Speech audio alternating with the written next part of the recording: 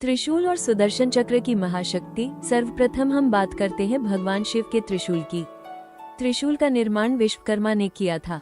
उन्होंने सूर्य के तेज का उपयोग कर इसे गढ़ा और अपनी साधना से प्राप्त समस्त योग शक्तियों को इसमें समर्पित कर दिया।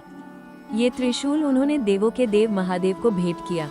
महादेव ने इस दिव्य अस्त्र को धारण किया और असंख्य असुरों तथा राक्षसों का संहार किया। त्रिशूल की शक्ति इतनी प्रबल थी कि उसने अनेक बार अधर्म और अन्याय की जड़ें उखाड़ दी। किंतु यही त्रिशूल उस प्रसंग का भी कारण बना जब महादेव ने अनजाने में उस बालक का शिरच्छेद कर दिया, जो वास्तव में माता पार्वती द्वारा मिट्टी से बनाया गया उनका पुत्र था। बाद में उसी बालक को गजमुख देकर भगवान गणेश के रूप में स्थापित किया गया।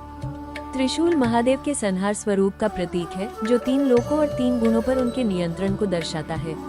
अब आते हैं भगवान विष्णु के सुदर्शन चक्र पर। सुदर्शन चक्र स्वयं महादेव ने भगवान विष्णु को प्रदान किया था।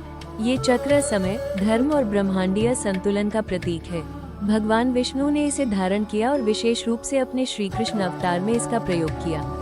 श्री कृष्ण ने शिशुपाल के अपमान पूर्ण होने पर इसी सुदर्शन चक्र से उसका वध किया। यही नहीं, माता सती की आत्माहुति के बाद जब महादेव का तांडव ब्रह्मांड को विनाश की ओर ले जा रहा था, तब भगवान विष्णु ने सुदर्शन चक्र से माता सती के शरीर के खंड खंड कर दिए।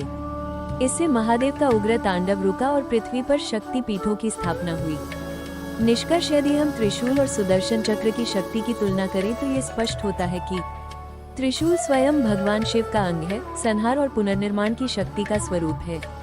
सुदर्शन चक्र भगवान विष्णु का अस्त्र है, धर्म और समय के चक्र का प्रतीक है, किंतु इसका उद्गम भी शिव से हुआ है। दोनों अस्त्र अपनी अपनी भूमिका में समान रूप से अद्वितीय और अपराजेय हैं। त्रिशूल और सुदर्शन चक्र की टक्कर वास्तव में संहार और पालन की टक्कर नहीं, बल्कि ब्रह्मांडीय संतुलन का अद्भुत संदेश है। अतः ये कहना उचित है कि त्रिशूल और सुदर्शन चक्र दोनों की शक्ति एक दूसरे की पूरक है, एक बिना दूसरे के अधूरा है।